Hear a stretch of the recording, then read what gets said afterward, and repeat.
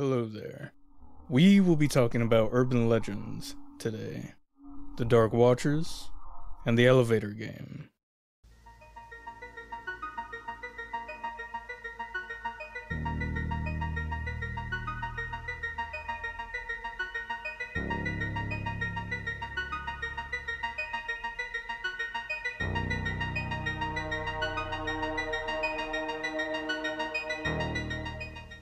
The Dark Watchers. The term Dark Watchers refers to a group of supernatural beings allegedly observed keeping an eye on travelers along the Santa Lucia Mountains in California folklore. The Dark Watchers were also known by early Spanish immigrants as Los Vigilantes Obscuros. The Dark Watchers are depicted as tall, occasionally giant-sized, dark figures with a few features like brimmed hats and walking sticks. The times between dusk and dawn are when they are most frequently claimed to have been spotted. They are said to be stationary observers of tourists as they pass by the Santa Lucia mountain range. No one has ever seen one up close, and if somebody gets too close, they vanish, according to the mythology. People have reported seeing tall, dark beings appearing in the Santa Lucia Mountains of California between late afternoon and twilight for more than 300 years. Native Americans and American authors who have seen these entities have described them as lingering on mountaintops and seemingly watching folks below in silence. Spanish explorers were initially hampered by the Santa Lucia Mountains, which ran along the California coast from Monterey County to central San Luis Obispo County. As they ascended mountains in the 1700s, explorers claimed to have spotted mysterious beings known as Los Vigilantes Obscuros, or the Dark Watchers. American colonists also claimed to have felt watched from above. These Dark Watchers are large, humanoid beings that stand between 7 and 15 feet tall. They are covered in black clothing, including floating cloaks. They frequently carry staves or other type of sticks. They are silent, mysterious beings that are normally observed from a distance atop peaks silhouetted against the darkening sky at sunset or dawn. They are rarely seen with faces, and they vanish rather rapidly, especially as you get closer, and they frequently inspect their territory with an unknown purpose. They have a keen hearing and vision. According to paranormal experts, they prefer to make themselves known to tourists by giving them basic items like hats and walking sticks. Even in fiction, the Watchers have been mentioned, like in the short novel by John Steinbeck, Flight. In the story, Pepe, a man, is seen to be looking back suspiciously every minute and spotting a dark figure, but he immediately leaves out of fear of the shadowy Watchers. Nobody knows who they are, therefore, when encountered, it's best to never pay any attention. Shadows, light tricks, trees, genuine people or animals. Witnesses believe they caught a glimpse of something out of the corner of their eye, or unidentified objects are just a few of the possible causes of the Dark Watcher sightings. According to popular beliefs, the Dark Watchers are the consequences of a psychological phenomenon called pareidolia, in which the brain looks for familiar patterns in strange images. Others think these are hallucinations brought on by the tiredness and the lack of oxygen at higher altitudes. It is impossible to say for sure what these sightings might be. According to a 2008 British study by Christopher French, most people described odd feelings of presence or vertigo, and some even mention experiencing unexpected panic. Nobody is really certain of the nature of the Dark Watchers, or their origins, or where they go to when they vanish. Is it because of a strange feeling of vertigo, or panic, or a shortage of oxygen? Whether or not, it's likely that the phenomena is simply the result of people's brains playing tricks on them, if they are real.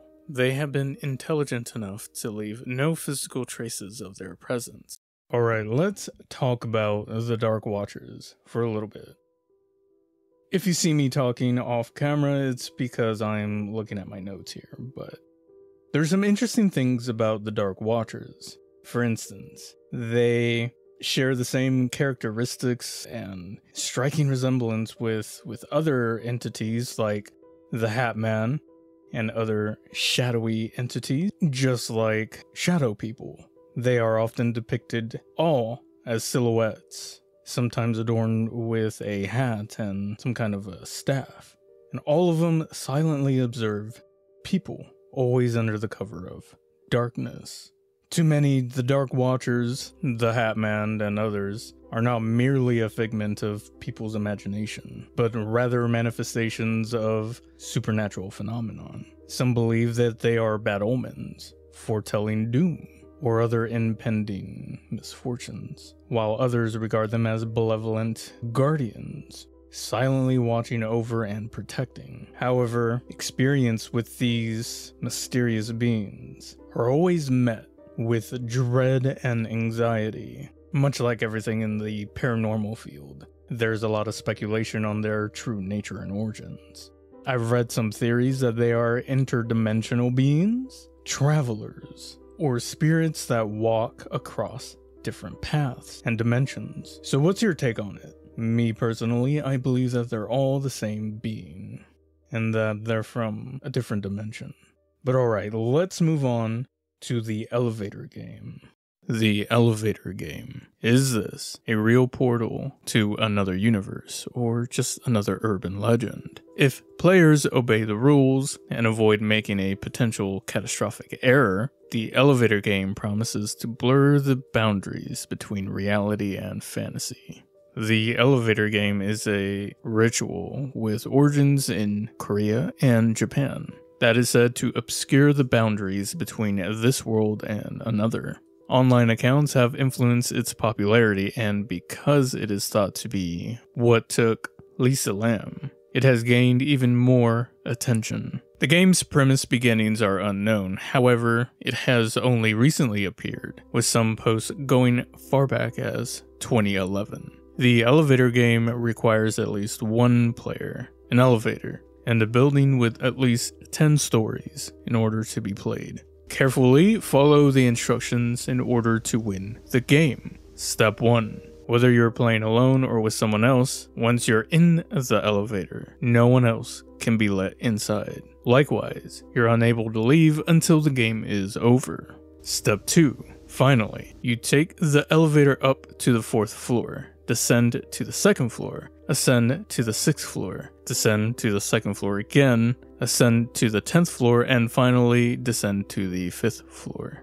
Do not exit at any of the floors. Step 3. If you run into a mysterious woman on the 5th floor, do not look at her, do not speak to her, and do not do anything. There is a risk of never going back to the real world if you interact with her, according to the rules. Step 4. Press the elevator button to go down to the 1st floor from the 5th floor. They warn that things could turn crazy at this point, so leave the elevator as soon as it arrives at the 1st floor. And don't look back or make eye contact with anybody. However, if the elevator starts moving up instead of down, congratulations, you've entered another dimension. Fans of the elevator game have a special way of opening a doorway to another realm, which could cause numerous things, including gloomy, eerie conditions, power shortages, and even a loss of consciousness. Players have described losing consciousness and only seeing a red cross in the distance. For fans of the elevator game,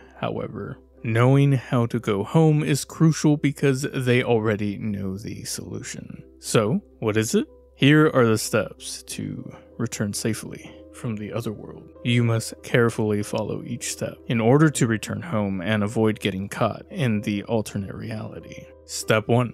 The rules state that you must board the same elevator you previously rode in order to return to the real world. It could be difficult to find, but persistent players urge that you keep looking until you do. Step 2. Re-enter the elevator and proceed from floor to floor in the exact same order as before. That would be 4, 2, 6, 2, 10, and 5. Step 3. Press the button to the 1st floor when you get to the 5th floor. And finally, step 4. before you reach the 10th floor. Press the button for any other floor immediately if the elevator starts increasing once more. You may also punch the emergency button and wait for assistance.